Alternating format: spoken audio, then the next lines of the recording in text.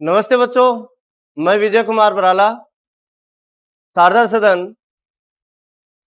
के इस digital platform पर आप सभी का स्वागत है। आज हम कक्षा 10 का छठा अध्याय विनिर्माण और उद्योग इसके बारे में जानेंगे कि विनिर्माण क्या है, विनिर्माण में कौन कौन सी क्रियाएं आती। देखिए, सबसे पहले मैं एक जो बेसिक नॉलेज आपने पहले वाले पाठों में पढ़ा है कि ये आर्थिक क्रियाएं होती हैं। आर्थिक क्रियाएं 5 प्रकार की होती हैं। एक प्राथमिक क्रिया, द्वितीयक क्रिया, तृतीयक क्रिया, चतुर्थक क्रिया और पंचम क्रिया।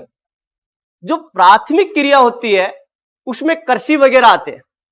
कृषि है, मछली पालन है, पशुपालन है, लकड़ी काटना है, ठीक है, टोकरियां बनाना है, ये प्राथमिक क्रियाकलाप में आते हैं। अब बात करते हैं हम द्वितीयक क्रियाकलाप की। तो द्वितीयक क्रियाकलाप में विनिर्माण आता है। क्या आता है? विनिर्माण। इस पाठ में हम विनिर्माण के बारे में ही अध्ययन करेंगे कि विनिर्माण होता क्या है, विनिर्माण से हमें क्या लाभ प्राप्त होता है, विनिर्माण क्यों किया जाता है, एक देश की अर्थव्यवस्था के लिए विनिर्माण क्यों आवश्यक है, इन सभी का अध्ययन करेंगे। विनिर्माण में उद्योग आएंगे, उन उद्योगों का अध्ययन करेंगे कि चीनी उद्योग कैसा है, लोहा इस्पात उद्योग कैसा है। इस प्रकार से सभी उद्योगों का हम विस्तार से अध्ययन करेंगे। कौन से पाठ में? विनिर्माण और उद्योग। ठीक है, सबसे पहले आपको मैं ये बता दूं कि विनिर्माण होता क्या है। आराम से ध्यान से समझिए, पूरी टेंशन बाहर फेंक दीजिए और अब केवल आपका दिमाग कहां होना चाहिए? केवल बोर्ड पे। ठीक है, जिस प्रकार से आप मोबाइल में एक फिल्म देखते हो ना, और फिल्म में ये देखते हो कि हाँ इस एक्टर ने ये काम किया, इस एक्टर ने ये काम किया, उसी प्रकार से आपके समझ में आ जाना चाहिए कि किस प्रकार से विनिर्माण किसे कहते हैं, विनिर्माण क्या होता है, क्यों आवश्यक है, सारी चीजें आपके दिमाग में फिट हो जानी चाहिए। तो सबसे पहले बात करते हैं हम विनिर्माण उद्योग की। विनिर्माण किसे कहें?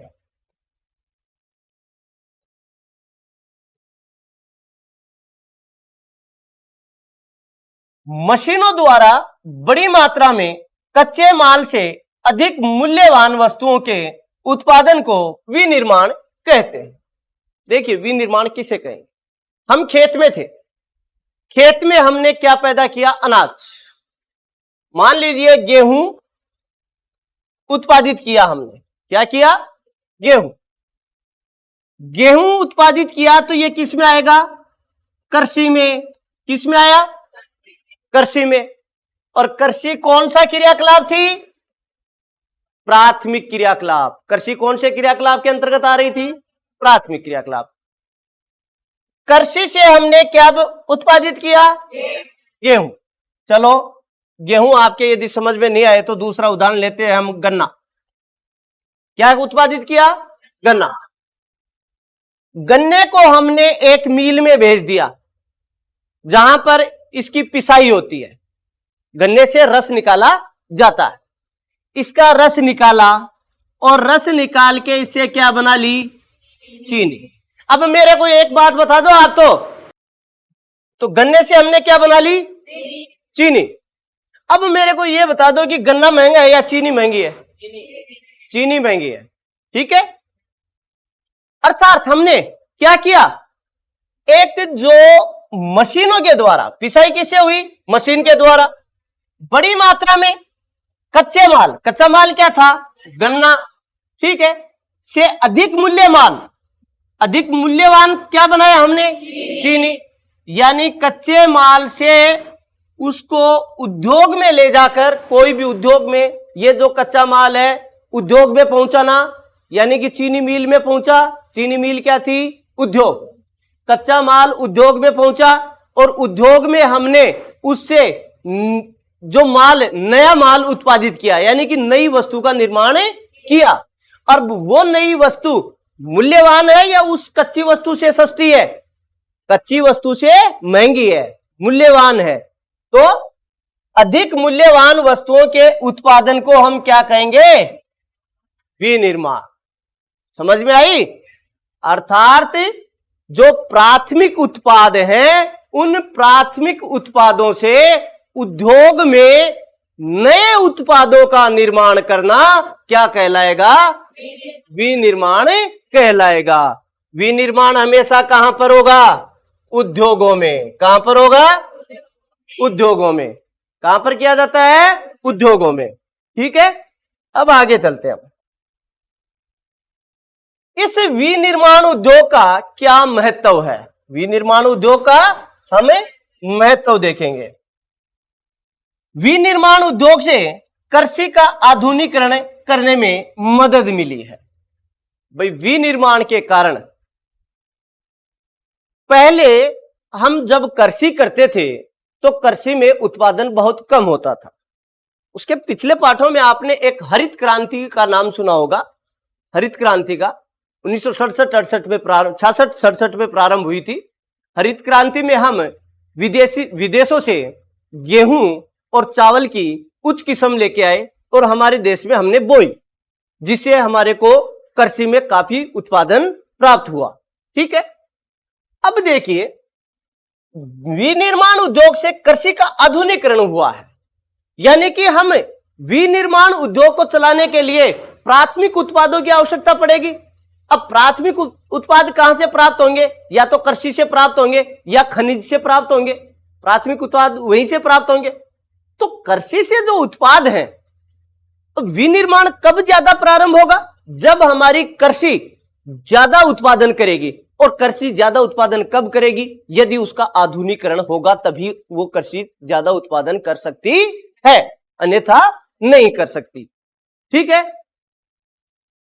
आधुनिकीकरण का मतलब यह है कि जो हम कृषि कर रहे थे पुराने समय में, यदि जाएं तो कृषि हम बैल से या ऊंट से हल जोत कर करते थे, तो एक 5 बीघा के खेत में कितना दिन लग जाता है? फने 5 या 10 दिन लग जाता है, एक मतलब 5 बीघा खेत में। आज आधे घंटे में काम करके आ जाता है अपना।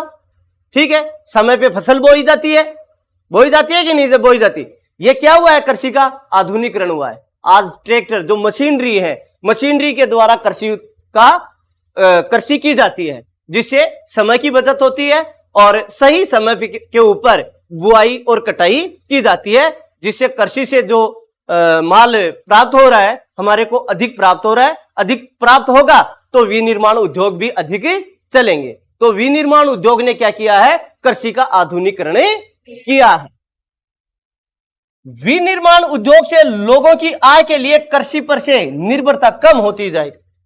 देखिए, दूसरी चीज, पहले के जमाने में लोग किसके ऊपर निर्भर थे? कृषि के ऊपर। हमारे देश में यदि देखें तो पहले 75% लोग किसके ऊपर निर्भर थे? कृषि के ऊपर निर्भर थे। क्या अब भी है? क्या नहीं है?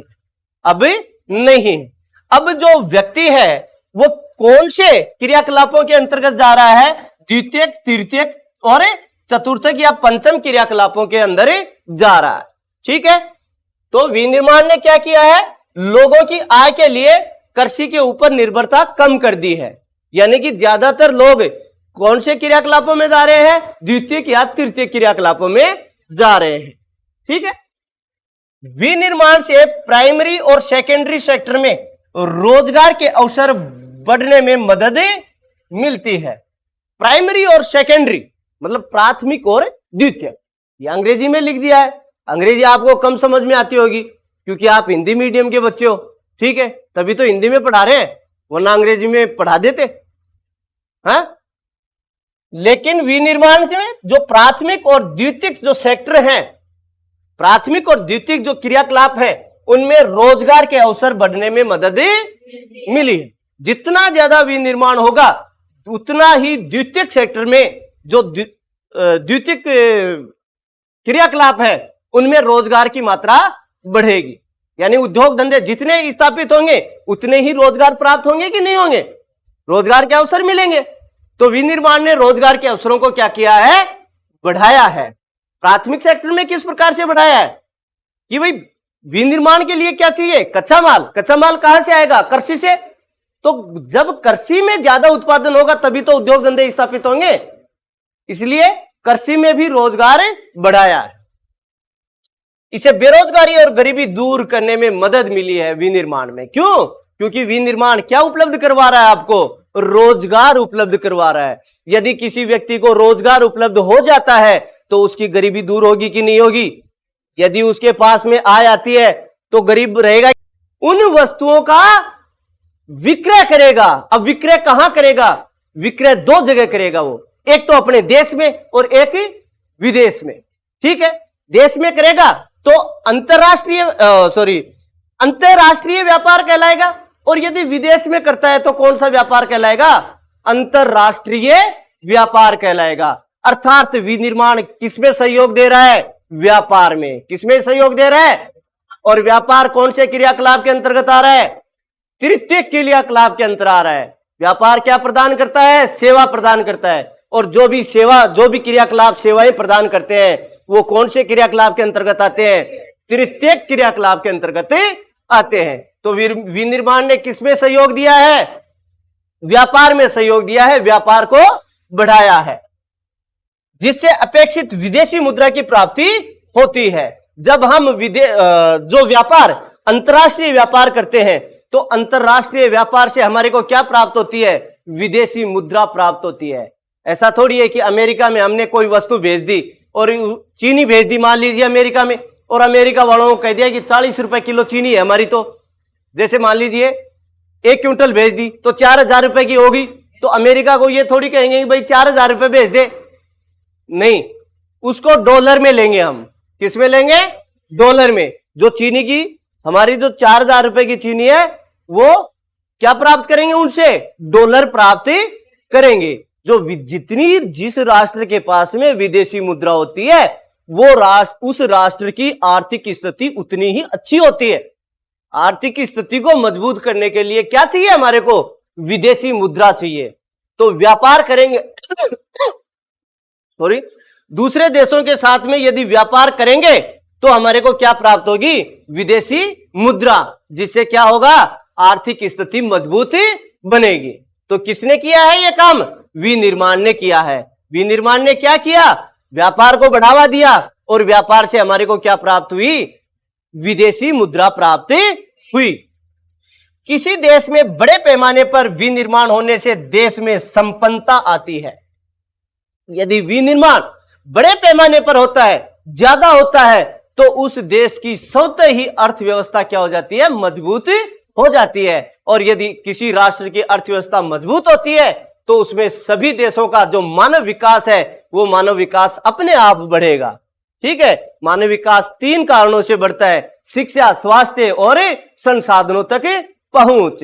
ये 3 कारण कब प्राप्त होंगे हमारे को? जब हमारी आर्थिक स्थिति क्या रहेगी? मजबूत रहेगी। तो इससे हमारे को क्या आएगी? संपन्नता आएगी। अब हम देखते हैं कि राष्ट्रीय अर्थव्यवस्था में उद्योगों का योगदान क्या है। किसी भी राष्ट्र की अर्थव्यवस्था में उद्योगों का क्या स्थान है? उद्योग किस प्रकार से किसी राष्ट्र की अर्थव्यवस्था को मजबूत करते हैं और किस प्रकार से अर्थव्यवस्था को गिराते हैं, यह हम इसमें अध्ययन करेंगे। पिछले 2 दशकों से सकल घरेलू उत्पाद में विनिर्माण उद्योग का योगदान 27% में से 17% ही है।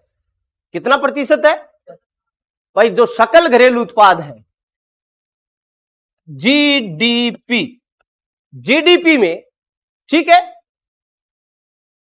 जीडीपी में कितना प्रतिशत है? 27%। इस 27% में से विनिर्माण का योगदान कितना है? 17। बाकी किसका है? है नहीं, बाकी है जो 10% है ना, ये भाग खनिज, खनन, गैस और विद्युत ऊर्जा का योगदान है। किसका है? खनिज, गैस, जो भी पेट्रोलियम है और जो भी विद्युत ऊर्जा है उसका योगदान कितना है? 10%। किसमें? 27% में से 10% इसका योगदान है और बाकी का 17% योगदान किसका है? विनिर्माण उद्योग का है। तो आप कह सकते हो कि जो जीडीपी है, सकल घरेलू उत्पाद है, सकल घरेलू उत्पाद में 27% में से विनिर्माण का कितना योगदान है? 17% योगदान है। कितना है? 17% योगदान है। तो राष्ट्रीय अर्थव्यवस्था में विनिर्माण कितना योगदान दे रहा है? 17%। बात क्लियर? चलो आगे। भारत की अपेक्षा अन्य पूर्वी एशियाई देशों में विनिर्माण का योगदान सकल घरेलू उत्पाद का 25 से 35% है। भारत के अलावा पूर्वी एशियाई जो देश हैं, कौन से? पूर्वी एशियाई देश, उनका देश की जो सकल घरेलू उत्पाद है, उस सकल घरेलू उत्पाद में 25 से 35% योगदान है। अब इसका तात्पर्य यह हुआ कि पूर्वी एशियाई राष्ट्रों में कृषि के ऊपर ज्यादा ध्यान दिया जा रहा है। ठीक है, कच्चे माल के ऊपर ज्यादा ध्यान दिया जा रहा है, इसलिए विनिर्माण का योगदान क्या है? ज्यादा है। ठीक है, पिछले एक दशक से भारतीय विनिर्माण क्षेत्र में 7% प्रति वर्ष की दर से बढ़ोतरी हुई है। बढ़ोतरी की यह दर अगले दशक में 12% अपेक्षित है। यानी अगले दशक में कितना अनुमान लगाया जाता है? 12% की बढ़ोतरी हो जाएगी। वर्ष 2003 से विनिर्माण क्षेत्र का विकास 9 से 10% प्रति वर्ष की दर से हुआ है। 2003 से कितना, एक साल में कितना हुआ है? 9 से 10% की बढ़ोतरी हुई है। अब हम देखते हैं, एक शब्द आता है विदेशी निवेश। क्या आता है? विदेशी निवेश। एक देश की मुद्रा को दूसरे देश की मुद्रा में बदलने की प्रक्रिया को विदेशी विनिमय कहते हैं। निवेश नहीं, सॉरी, विनिमय। क्या है? विनिमय, विदेशी विनिमय। विदेशी विनिमय का तात्पर्य यह है कि एक देश की मुद्रा को दूसरे देश की मुद्रा में बदलना क्या कहलाएगा? विदेशी विनिमय। जैसे भारत की मुद्रा को किस में बदल दें? डॉलर में बदल दें। रुपए को किस में बदल दें? डॉलर। और डॉलर को किस में बदल दें? क्या कहलाएगा? विदेशी विनिमय। मुद्रा का वह माध्यम जिसके द्वारा सरकार दूसरे देशों से वस्तुएं खरीदती है और बेचती है क्या कहलाती है? विदेशी मुद्रा। विदेशी मुद्रा किसे कहेंगे? कि मुद्रा का वह माध्यम जिससे क्या करे? सरकार दूसरे देश से वस्तुओं को खरीदे और बेचे, उसको क्या कहेंगे? विदेशी मुद्रा। ठीक है, अब देखते हैं हम उद्योग। ठीक है, विनिर्माण क्लियर हो गया। कच्ची वस्तुओं से नई वस्तुएं या मूल्यवान वस्तुओं का निर्माण करना क्या कहलाएगा? विनिर्माण। क्या कहलाएगा? विनिर्माण। विनिर्माण हमेशा कहां पर होता है? उद्योगों में। कहां पर होता है? उद्योगों में। अब बात करते हैं हम उद्योगों की। पहली बात तो उद्योग कहेंगे किसे? विनिर्माण का विस्तृत रूप उद्योग कहलाता है। अर्थात जहां पर विनिर्माण की प्रक्रिया की जाती है वो क्या कहलाएगा? उद्योग। चाहे वो विनिर्माण घर के अंदर हो चाहे घर के बाहर। घर के अंदर हम कच्ची वस्तुओं से माल तैयार कर रहे हैं। जैसे मान लीजिए मिट्टी थी, मिट्टी को गूंदा और घर के अंदर ले आए और उससे हमने एक मटका बना लिया। मिट्टी से क्या बनाया? मटका। क्या किया हमने? विनिर्माण। क्या किया?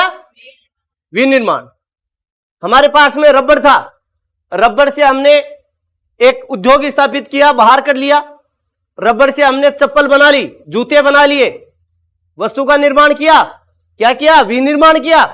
ठीक है, तो हम ये सब किसमें कर रहे हैं? उद्योगों में। किसमें कर रहे हैं? उद्योगों में। तो विनिर्माण हमेशा कहां होगा? उद्योगों में। चाहे उद्योग घर पे लगे, घर पे लगेगा तो उसको कुटीर उद्योग कह देंगे, बाहर लगेगा तो उसको लघु या मध्यम या वृहत उद्योग कह देंगे। ठीक है, अब बात करते हैं हम कि उद्योग कहां स्थापित करें भाई? उद्योग कहां स्थापित करें? उद्योगों को कैसी दशाएं चाहिए जहां पर हम उद्योग स्थापित कर सके?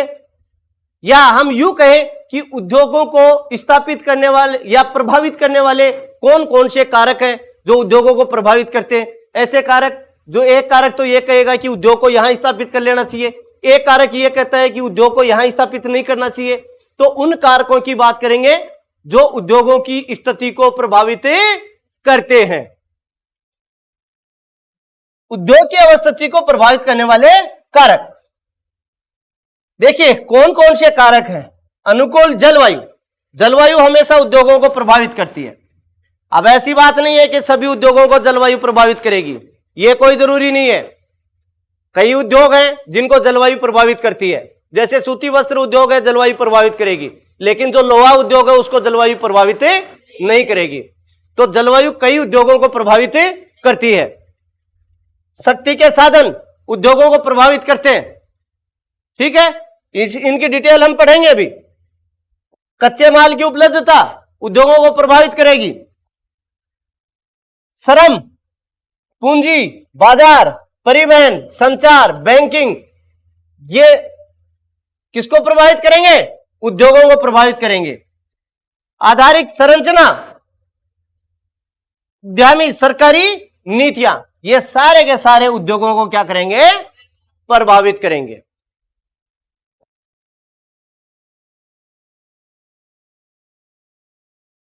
देखिए स्थिति को प्रभावित करने वाले कारक। अब इन कारकों के हम देखेंगे, जैसे पहली चीज है जलवायु। ये जलवायु उद्योगों को किस तरीके से प्रभावित करती है। हम सूती वस्त्र उद्योग लगाना चाहते हैं, तो सूती वस्त्र उद्योग बहुत शुष्क जलवायु में कभी भी नहीं लगेगा, ठीक है। शुष्क जलवायु में क्यों नहीं लगेगा? सूती वस्त्र उद्योग के लिए क्या कच्चा माल चाहिए? कपास। कपास से क्या निकालेंगे? रेशे, ठीक है। शुष्क जलवायु में यदि रेशे निकालेंगे तो जल्दी ही टूट जाते हैं, ज्यादा लंबा रेशा नहीं निकलता है। यदि नम जलवायु में हम रेशे को निकालें तो काफी लंबा रेशा निकल जाता है, जिससे काफी अच्छे धागे बनाए जा सकते हैं। तो इस प्रकार से सूती वस्त्र उद्योग को कौन सी जलवायु प्रभावित कर रही है? कौन सा कारक प्रभावित कर रहा है? जलवायु कारक प्रभावित कर रहा है। उसी प्रकार से शक्ति के साधन, शक्ति के साधन में ऊर्जा होती है, ठीक है। अब सभी उद्योगों में क्या लगा होता है? मशीनरी। क्या लगी होती है? मशीनरी। मशीनों को चलाने के लिए किसकी आवश्यकता पड़ेगी आपको? विद्युत की। किसकी आवश्यकता पड़ेगी? विद्युत की। अब ऐसी बात है कि कई उद्योग ऐसे हैं जिनमें विद्युत की ज्यादा आवश्यकता पड़ती है और कई उद्योग ऐसे हैं जिनमें विद्युत की कम आवश्यकता पड़ती है, या हम यूं कहें कि शक्ति की। भाई मशीनें किससे चलेंगी? शक्ति से चलेंगी। अब हम बात करते हैं लोहा इस्पात उद्योग की। किसकी बात करें? लोहा इस्पात उद्योग की। अब लोहा इस्पात उद्योग कहां स्थापित होगा? जहां पे अच्छी मात्रा में शक्ति के साधन उपलब्ध होंगे। और लोहा उद्योग में शक्ति के साधनों में सबसे अच्छी भूमिका निभाता है कोयला। कौन सा? कोयला। क्योंकि लोहा इस्पात उद्योग में जो लोहा एस्क होता है, लोहा एस्क और कोयले को एक भट्टी में डाला जाता है, पिघलाया जाता है, बाहर निकाला जाता है। बाहर निकाल के क्या प्राप्त होता है? कच्चा लोहा। उस कच्चे लोहे में क्या मिला दी जाती है? मैग्नीज। मैग्नीज मिलाने के ऊपर कौन सा लोहा तैयार हो जाएगा? लोहा इस्पात उद्योग, ठीक है। तो कोयला इसमें क्या है? शक्ति का साधन है। तो अब लोहा इस्पात उद्योग को कहां स्थापित करें? जहां पर लोहा एस्क और कोयला दोनों साथ में मिलते हो, तो वहीं पर उसको स्थापित कर देना चाहिए, ठीक है। इस प्रकार से हम कह सकते हैं कि जो शक्ति के साधन है वो उद्योगों को काफी प्रभावित करते हैं। उद्योग वहीं लगाए जाएंगे जहां आसानी से शक्ति के साधन प्राप्त हो सके। जहां शक्ति के साधन प्राप्त नहीं होंगे वहां उद्योगों की अवस्थिति या स्थापना नहीं की जा सकती। क्या हम एक पर्वतीय क्षेत्र में ऊंची पहाड़ी के ऊपर लगा सकते हैं क्या? क्योंकि वहां पर एक तो परिवहन के साधन नहीं मिलेंगे, काफी कठिनाई आएगी, एक शक्ति के साधन नहीं प्राप्त होंगे, ठीक है। इस प्रकार से काफी समस्याएं आएंगी। इसके बाद में कच्चा माल सबसे ज्यादा जो प्रभावित करता है उद्योगों को, वो कौन करता है? कच्चा माल। भाई उद्योग कब चलेगा? जब उसके पास में कच्चा माल होगा। यदि कच्चा माल ही नहीं है तो उद्योग की स्थापना करना बेकार है। भाई आप वस्तुओं का निर्माण किससे कर रहे हो? कच्चे माल से। तो कच्चा माल मिलेगा तभी तो उद्योग की स्थापना करोगे। अब कई उद्योग ऐसे हैं जिनको कहां स्थापित किया जाता है कि जहां कच्चा माल प्राप्त हो रहा है वहीं स्थापित होगा, और एक ऐसे उद्योग है जिसको कहीं भी स्थापित कर सकते हैं और कहीं से भी कच्चा माल लेके आ सकते हैं। उदाहरण के स्वरूप यदि हम चीनी उद्योग को लें, कौन से उद्योग को? चीनी उद्योग को। तो चीनी उद्योग को कहां स्थापित करेंगे? जहां से कच्चा माल प्राप्त हो रहा है वहीं पर। यदि दूर स्थापित कर दिया तो उद्योग नुकसान में जाएगा। नुकसान में किस प्रकार से जाएगा? देखिए, चीनी किससे प्राप्त होती है? गन्ने से। किससे प्राप्त होगी? गन्ने से। अब गन्ने में होती है सुक्रोज की मात्रा। किसकी मात्रा? सुक्रोज की। यानी कि चीनी, जिस गन्ने में जितना सुक्रोज होगा उतनी ही ज्यादा चीनी बनेगी। ठीक है। अब ये जो सुक्रोज की मात्रा होती है गन्ने में, ये समय के साथ में घटती जाती है। जैसे आज गन्ने को काट लिया और 10 दिन के बाद में आप गन्ना मिल में गन्ना लेके जाते हो तो आपके गन्ने से चीनी प्राप्त बहुत ही कम मात्रा में होगी। यदि आज गन्ना काटा और उसी समय आप कहां ले गए? चीनी मिल में। ठीक है। तो उस गन्ने में चीनी की मात्रा अधिक होगी, इसलिए उस चीनी उद्योग को कहां स्थापित करें? खेतों के पास में, जहां से गन्ना प्राप्त हो रहा है। एक होते हैं स्वच्छंद उद्योग। स्वच्छंद उद्योग में जैसे मान लीजिए एक मोबाइल बनाने की कंपनी है। ठीक है। अब वो मोबाइल बनाने की कंपनी कहीं भी स्थापित कर सकते हैं, क्योंकि उसके जो कच्चा माल है वो कहीं से भी प्राप्त कर सकते हैं। एक तो कच्चा माल हल्का होता है और कम वजनदार होता है, तो उसको कहीं भी स्थापित किया जा सकता है। और ये जो स्वच्छंद उद्योग होते हैं ये कभी भी पर्यावरण प्रदूषण नहीं करते। अब मोबाइल बना रहे हो तो पर्यावरण प्रदूषण होगा क्या? उसमें भट्टियां लगाई जाएंगी क्या? उसमें चिमनी होगी क्या? उसमें धुआं निकलेगी क्या? नहीं निकलेगी। ठीक है। तो पर्यावरण प्रदूषण नहीं होता। कौन से उद्योगों से? स्वच्छंद उद्योगों से। ठीक है। स्वच्छंद उद्योग कहीं भी स्थापित कर सकते हैं। कच्चा माल बहुत ही महत्वपूर्ण कारक है जो उद्योगों को काफी प्रभावित करता है। उसी प्रकार से एक उदाहरण और देख लेते हैं लोहा इस्पात उद्योग का। लोहा इस्पात उद्योग भारी उद्योग है। कैसा उद्योग है? भारी उद्योग है। ये जो चीनी उद्योग है ये हाशमान उद्योग है, क्योंकि इसका वजन क्या होता है? घटता होता है। और लोहा इस्पात उद्योग भारी उद्योग है, क्योंकि लोहा इस्पात उद्योग में जो कच्चा माल है वो पूरे का पूरा क्या है? भारी है। जैसे कोयला चाहिए, कोयला भी भारी है। लोहा एस्क चाहिए, लोहा एस्क भी भारी है। मैग्नीज चाहिए, मैग्नीज भी भारी है। तो ये जो भारी उद्योग है ये कहां स्थापित किया जाएगा? जहां से लोहा एस्क प्राप्त हो रहा है। खनन से जो लोहा एस्क प्राप्त हो रहा है वहीं पर इस उद्योग को क्या कर दिया जाएगा? स्थापित कर दिया जाएगा। आगे देखते हैं श्रम। श्रम भी उद्योगों को प्रभावित करती है। भाई उद्योग को चलाने के लिए, मशीनों को चलाने के लिए किसकी आवश्यकता होगी? श्रमिकों की आवश्यकता होगी। मान लीजिए एक ऐसा उद्योग है जिसको हमने यहां पर स्थापित कर दिया और हमारे को यहां पर श्रमिक उपलब्ध नहीं हो रहे, या श्रमिक उपलब्ध हो रहे हैं तो महंगे प्राप्त हो रहे हैं, महंगे श्रमिक मिल रहे हैं, तो उद्योग फायदे में रहेगा क्या? पहली बात तो ये दिमाग में बिठा लीजिए, उद्योग क्यों स्थापित किया जाता है? उद्योग केवल लाभ कमाने के लिए स्थापित किया जाता है। इसका कोई दूसरा मकसद नहीं होता है। कोई सेवा तो देता है लेकिन ऐसे नहीं कि ये समाज सेवा में लगा हुआ है। कोई नहीं सेवा देगा, लेकिन उद्योग किसके लिए स्थापित किया जाएगा? केवल लाभ कमाने के लिए किया जाएगा। अब लाभ कब होगा? जब उसको सस्ते श्रमिक मिलेंगे तभी तो लाभ होगा। यदि हम अमेरिका की बात करते हैं, अमेरिका में जो विकसित कंट्री है, कोई भी विकसित कंट्री है, उनमें उद्योग बहुत ही कम मात्रा में है। क्या? ठीक है। उद्योग कम मात्रा में है, यानी कि वो जो क्रियाकलाप कर रहे हैं वो तृतीयक, चतुर्थक और पंचम क्रियाकलाप कर रहे हैं। ठीक है। अब वो प्राथमिक और द्वितीय क्रियाकलाप क्यों नहीं करते हैं? प्राथमिक और द्वितीय क्रियाकलाप इसलिए नहीं करते हैं वो क्योंकि वहां पर जो श्रमिक है वो काफी महंगे मिलते हैं। ठीक है। और जो विकासशील और अविकसित राष्ट्र है यहां पर श्रमिक सस्ते मिल जाते हैं। यदि हमारे भारत की बात करें तो भारत में वहां पर उद्योग ज्यादा स्थापित होंगे जहां पर श्रमिक क्या होते हैं? सस्ते मिल जाते हैं। जैसे मुंबई है, गुजरात है, यहां पर ज्यादा से ज्यादा उद्योग विकसित हुए हैं। कारण यही है कि मुंबई और गुजरात में श्रमिक क्या मिल जाते हैं? सस्ते मिल जाते हैं। क्योंकि मुंबई और गुजरात में पश्चिम बंगाल, बिहार, उत्तर प्रदेश, इन राज्यों से श्रमिक क्या कर जाते हैं? वहां चले जाते हैं और वो श्रमिक सस्ते मिल जाते हैं। तो जितना श्रम मिलेगा, सस्ता मिलेगा, उद्योग उतना ही फायदे में रहेगा। यदि श्रम प्राप्त नहीं हो रहा है, उसको श्रमिक नहीं मिल रहे हैं, तो उद्योग वहां स्थापित नहीं कर सकते हम। ठीक है। इसके बाद में पूंजी।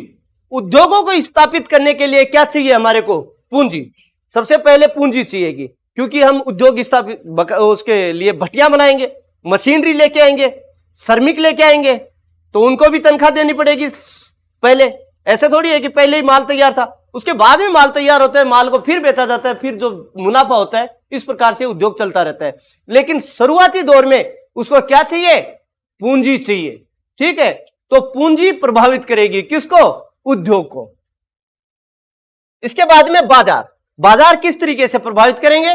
भाई हमने माल तो बना लिया, अब माल का क्या करें? हम माल का विक्रय करेंगे, बेचेंगे, तभी उद्योग को लाभ मिलेगा ना।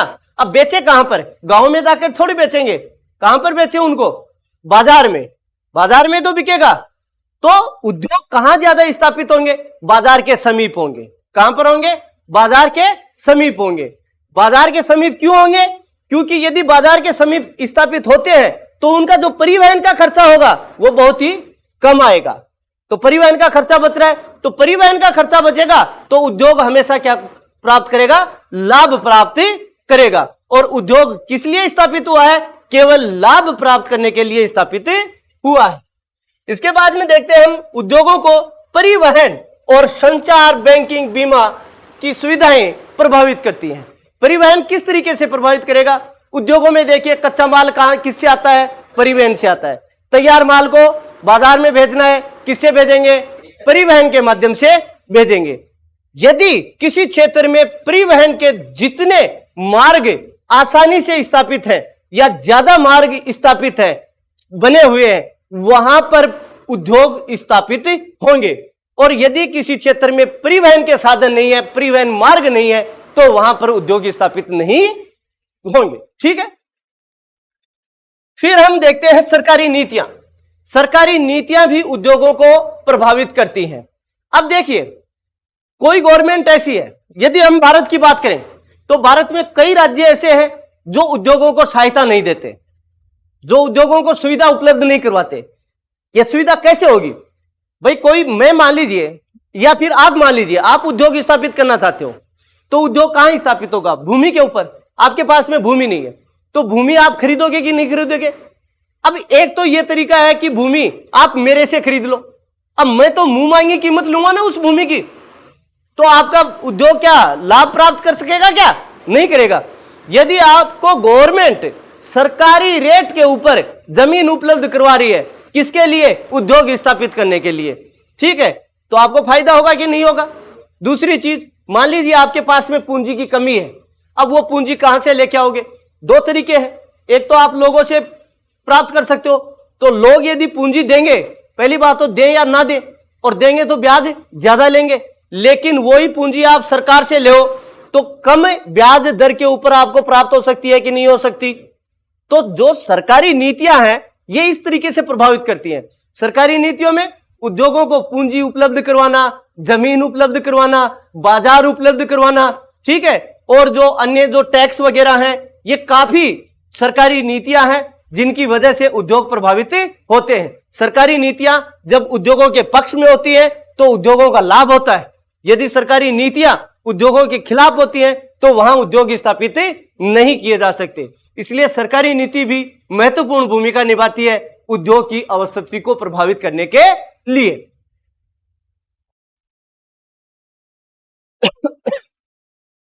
अब हम कल देखेंगे उद्योगों का वर्गीकरण, कि उद्योगों का किस आधार पर, किस प्रकार से वर्गीकरण किया जा सकता है। उद्योग कितने प्रकार के होते हैं?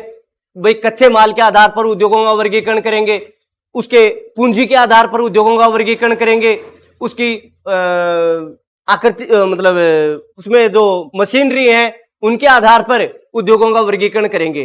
ठीक है। तो ये हम कल देखेंगे उद्योगों का वर्गीकरण। आज के लिए धन्यवाद।